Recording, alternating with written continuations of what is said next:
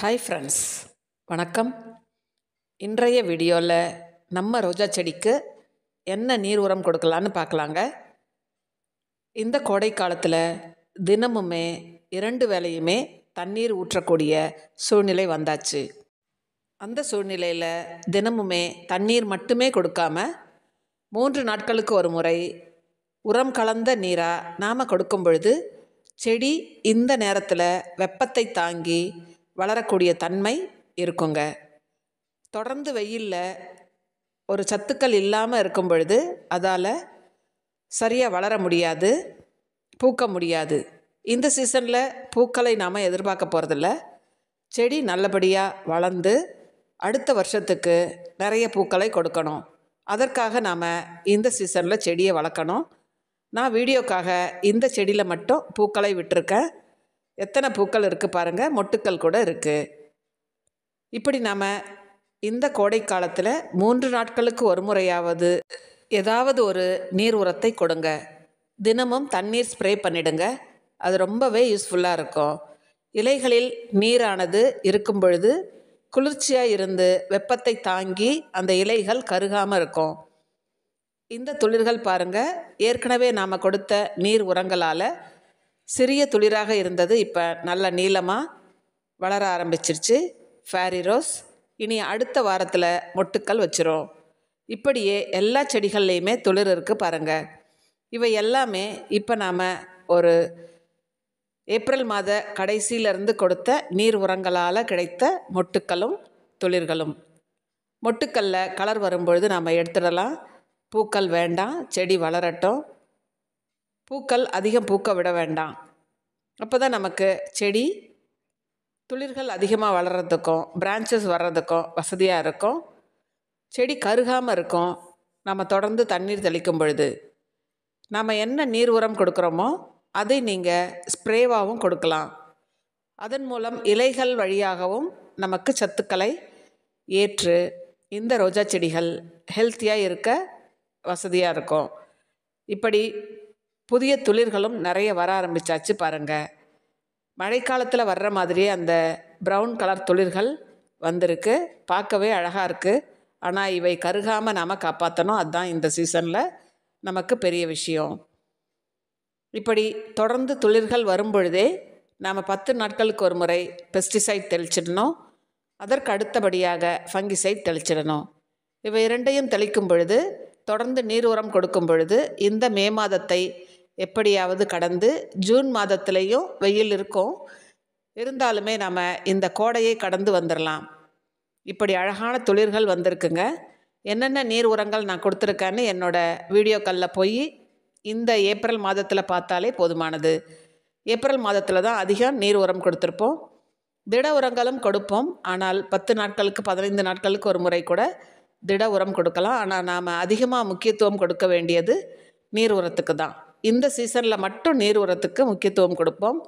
மற்ற காலங்களில் திட உரங்களை நாம் கொடுத்துக்கலாம். இன்றைக்கு நாம் சூப்பர் சொனாட்டா என்று சொல்லக்கூடிய ஆர்கானிக் ஃபெர்டிலைசரை லிக்விட் ஃபார்மில் இருக்கும். அதை நாம் மண்ணுக்கு உரமாக கொடுக்க போகிறோம், நீர் உரமாக கொடுக்க போகிறோம். இதில் ஏராளமான சத்துக்கள் இருக்குது.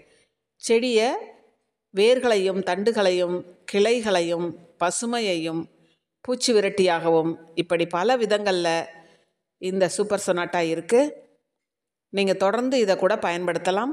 மழை காலத்தில் நாம் ஸ்ப்ரே பண்ணுறது கஷ்டம். இந்த வெயில் நாளில் லிக்விட் உரமாகவும் லிக்விட் ஸ்ப்ரேயாகவும் நம்ம கொடுக்க முடியும் இந்த உரத்தை. இதனால் செடி பசுமையாக இருக்கும், ஹெல்த்தியாக இருக்கும், இந்த வெயிலை தாங்கி வளரும், பூச்சி தாக்குதல் குறைவாக இருக்கும். இப்படிப்பட்ட உரத்தை நீங்களும் ட்ரை பண்ணலாம். இன்றைக்கி நான் 1 லிட்டர் தண்ணிக்கு 2 ml வீதம் எடுத்துக்கிறேன். 20 லிட்டர் தண்ணியில் கலக்க போகிறேன். எல்லா செடிக்கும் ஒரு 1/2 லிட்டர் வீதம் நான் கொடுக்குறேன். சின்ன செடியாக இருந்தால் 250 ml போதும். எங்கள் வீட்டில் இருக்க செடிகள்லாம் பெரிய செடிகள்ன்றதுனால நான் அதிகமாகவே கொடுக்குறேன். ஏற்கனவே நாம் வேப்பிலையை மூடாக்கா போட்டிருந்தோம்.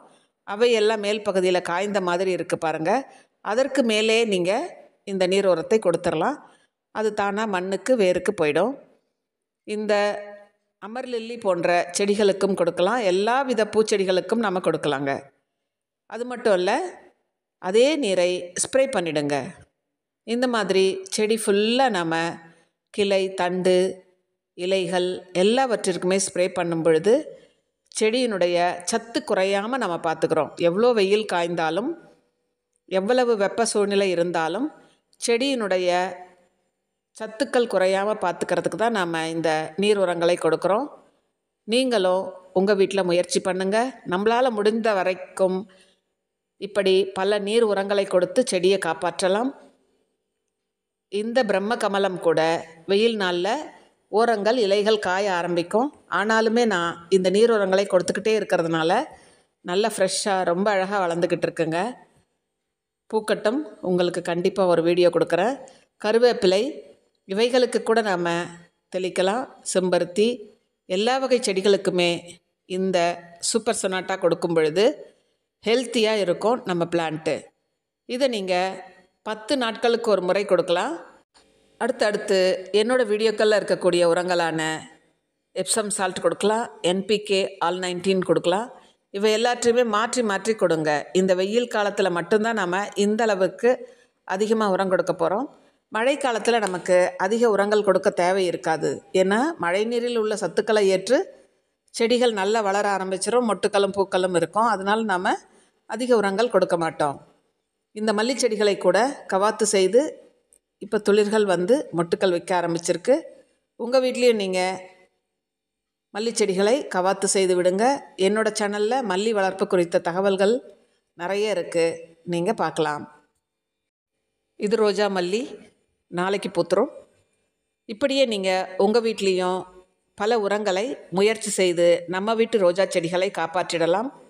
இப்படியே காப்பாற்றினா அடுத்த வருஷம் நாம் புதிய செடிகள் வாங்க வேண்டியிருக்காது.